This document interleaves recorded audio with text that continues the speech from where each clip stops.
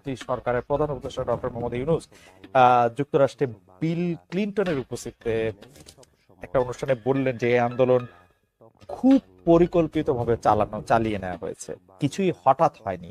আমরা আপনার কাছে একটু জানতে চাইবো যে আপনার জ্ঞাতসারে কিংবা অজ্ঞাতে এই আন্দোলন কি শুরু থেকেই কোটার আড়ালে সরকার পতনের আন্দোলন ছিল? ধন্যবাদ আপনাকে। এই আন্দোলন আসলে শুরু থেকে কোটা সংস্কারের আন্দোলনই ছিল এবং করা হলো, মানে মানে হাইকোর্টের রায় হলো এবং যে 56% কোটা ফিরিয়ে আনা হলো, তখন কিন্তু বিশ্ববিদ্যালয়ের শিক্ষার্থীরা সবাই ক্ষুব্ধ হয়েছে। কারণ যে আন্দোলন আমরা 18 সালে করেছি, যেটার ফলে কোটার আমরা সংস্কার চেয়েছিলাম, তখনই কিন্তু বাতিল করা হলো, সেটাকে আবার নিয়ে আসা হলো। তো শুরুতে এটা কোটা সংস্কারের দাবিতেই ছিল এবং পরবর্তীতে এটি পরবর্তী আহ পরিস্থিতিতে যায় আসলে। তো কিন্তু সরকার যখন দমন পীড়ন শুরু করে এবং সারা দেশে এটি ছড়িয়ে যায়, সাধারণ মানুষ সবাই নেমে আসে, তখন এটা সরকারের পতনের আন্দোলন হয়ে যায়। এটা যেটা অনিবার্যভাবেই এটা হওয়ার ছিল আর কি। উপদেষ্টা ইসলাম, আমরা আসলে একটি শব্দ খুব বেশি, মাস্টার মাইন্ড, আন্দোলনের মাস্টার মাইন্ড। আসলে এই মাস্টার মাইন্ড ব্যাপারটা কি? মানে তিনি কিভাবে এই আন্দোলনটা মাইন্ড দেখেন এই আন্দোলনের পিছনে? আমরা তো কোটার আন্দোলন দেখছিলাম, আপনি ঠিকই বলেছেন যে যখনই দমন পীড়নের মাধ্যমে ছাত্রদের উপরে গুলি চালানো হলো, সাধারণ ছাত্ররা মারা যেতে থাকলো, নিপীড়নের সম্মুখীন হলো, তখন আমরা সবাই সেই আন্দোলনের মধ্যে অংশগ্রহণ করেছিলাম, কিন্তু আমরা কিন্তু কোনো মাস্টার মাইন্ড টের পাই নাই। আমরা মনে করেছিলাম যে এটা স্বতঃস্ফূর্ত আন্দোলন। তো এখন এই মাস্টার মাইন্ডের কথাটা কোত্থেকে আসলো? মানে গত 7 দিন 10 দিন 15 দিন ধরে এটা আমরা শুনছিলাম, এখন তো প্রফেসর ইউনূস সেটিকে পরিচয়ই করিয়ে দিলেন যে হ্যাঁ, হি ওয়াজ এ মাস্টার মাইন্ড অফ অল। দেখুন, আন্দোলনটা বৈষম্যবিরোধী ছাত্র আন্দোলন, যেটি একটি সাধারণ শিক্ষার্থীদের প্ল্যাটফর্ম, যেখানে বিভিন্ন রাজনৈতিক দলের নেতাকর্মীরাও ছিলেন। তো আন্দোলনটা আমরা এই আন্দোলনটাকে এখন আমরা বলতেছি যে এটা একটা লিডারলেস মুভমেন্ট, যে আন্দোলনে আসলে কোনো একক নেতৃত্ব ছিল না, বরং সাধারণ মানুষই এটাকে এগিয়ে নিয়ে গেছে। কিন্তু আন্দোলনের একটা প্রেক্ষিতে কিন্তু আন্দোলনটা পরিচালনা করতে হয়েছে। সেক্ষেত্রে হয়তো আমরা গুটি কয়েক শিক্ষার্থী আর সারা দেশে আরো কিছু শিক্ষার্থীদের সাথে, সেক্ষেত্রে কিন্তু আমাদের নানা জনই আসলে বুদ্ধি পরামর্শ দিয়েছেন। যার ক্ষেত্রে এই কথাটি বলা হচ্ছে, তিনি বিশেষভাবে আমাদেরকে পরামর্শ দিয়েছেন এবং পিছন থেকেই সাহায্য সহযোগিতা করেছেন। কিন্তু তিনি এবং আমরা কেউ এই আন্দোলনের মাস্টার মাইন্ড এই শব্দটার সাথে কিন্তু একমত নই। সেটি হয়তো ভালোবাসার জায়গা থেকে অনেকে বলছেন, ডক্টর ইউনূস সেটা বলেছেন, কিন্তু আমরা আসলে এটা এমন ভাবে দেখতে চাই না, আমরা একটা আন্দোলন হিসেবেই দেখি। তবে একটা বিষয় বলে রাখা ভালো, যে এই আন্দোলনটাকে আপনি আপনি আসলে কবে থেকে বিবেচনা করবেন? এটা কি 36 দিনের আন্দোলন হিসেবে আপনি ব্যাখ্যা করবেন, নাকি এই আন্দোলনের পিছিয়ে যে আরো দীর্ঘ ব্যাকগ্রাউন্ড রয়েছে? আমরা যে আরো দীর্ঘ 7-8 বছর ধরে লড়াই সংগ্রাম করেছি, ক্যাম্পাস গুলোতে বিভিন্ন আন্দোলন করেছি, সেই ক্ষেত্রে কিন্তু ভূমিকা রয়েছে। এবং অ্যাডভাইজার ইসলাম, আমরা আমরা আমরা আপনার কাছে আসবো আপনাদের ওই পূর্ববর্তী আন্দোলন। অবশ্যই এটা 36 দিন আন্দোলন আমি মনে করি না, সেটার সাথে আরো অনেক বিষয় আছে। যে 3জন যে সমন্বয়ক উপদেষ্টা পরিষদে আছেন, সেই 3জন এবং আপনি এবং জনাব হাসনাত আব্দুল্লাহ, আপনারা 5জন যদি ধরে নেই, তাইলে এই যে কি জানি বলে নাগরিক কমিটির জনাব পাটোয়ারি, জনাব আক্তার, তারাও কিছুটা কিছুটা সরকার চালাচ্ছেন।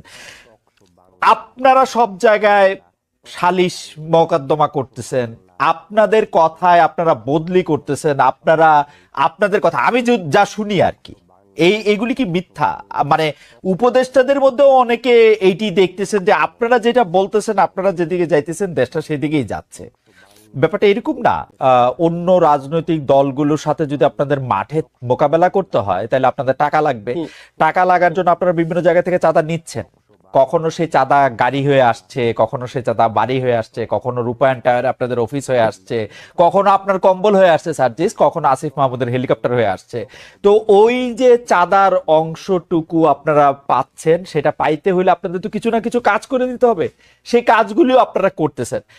অভিযোগ যদি আপনি বলেন, বা কেউ কেউ এটা অভিযোগ হিসেবেও দেখতে চান না, কেউ কেউ মনে করেন যে এটা ঠিকই আছে, এটা নিয়ে আমরা আপনার সাথে একটু কথা বলবো। আপনারা নির্বাচন চান না, এটাই আমাদের ম্যান্ডেট, সেইটা একটা আওয়ামী প্রবণতা এবং অন্যান্য আওয়ামী প্রবণতাও আপনাদের মধ্যে দেখেছেন কিনা। আমিও ওই প্রশ্ন করেছিলাম যে আপনাদের কাজ মাঝে মাঝে আমার কাছে খুবই আওয়ামী লীগের মতো মনে হয়। পুরো ব্যাপারটা ধরে যদি একটু আজকে দেখেন, এই পুরো বাংলাদেশের যে রাজনৈতিক দলগুলো, এই দলগুলো বিগত কালচারটা প্র্যাকটিস করে আজকের এই অবস্থানে আসছে।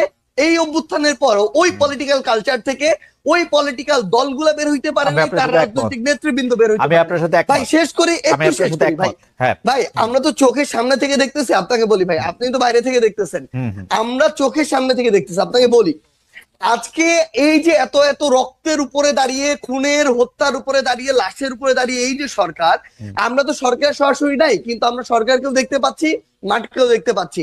আমাদের সবচেয়ে বড় যে সুবিধাটা হয়েছে, মানুষ, বড় বড় রাজনীতিবিদ, বড় বড় সুশীল, বড় বড় শিক্ষাবিদ, বড় বড় মিডিয়া ব্যক্তিত্ব, এগুলো আপনার সামনে যতটা ভদ্র যেভাবে প্রেজেন্ট করে, ভিতরে এক একটা কালপ্রিট এবং ভণ্ড।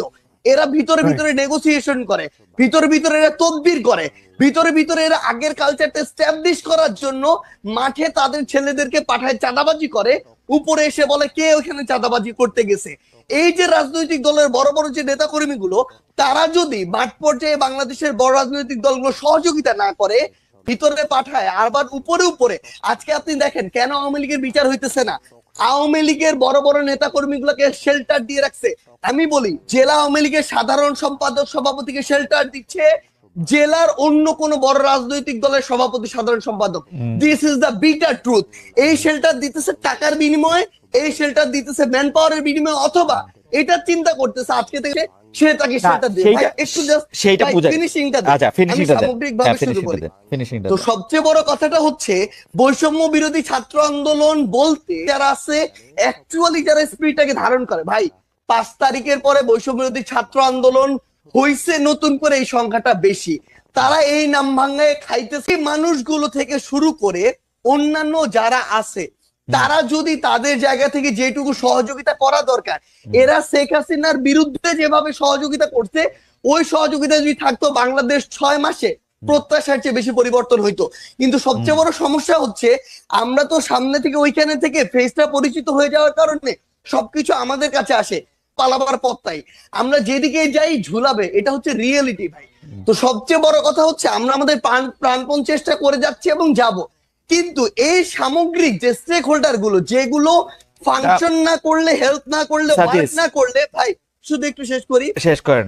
এই এই যে বিষয়, সামগ্রিক যে স্টেক হোল্ডার গুলো, এগুলো তো বিগত এবং সহযোগী। এরা যদি এই কালচার থেকে বের না হয়, বৈষম্য বিরোধী ছাত্র আন্দোলন বলতে যাদেরকে চেনেন বা যারা আছে, তারা তাদের জায়গা থেকে যতটুকুই কাজ করুক না কেন, ওই কাজগুলো আওয়ামী লীগের মতো করে হয়ে যাচ্ছে। সার্জিস, খুবই চমৎকার আপনি বলছেন।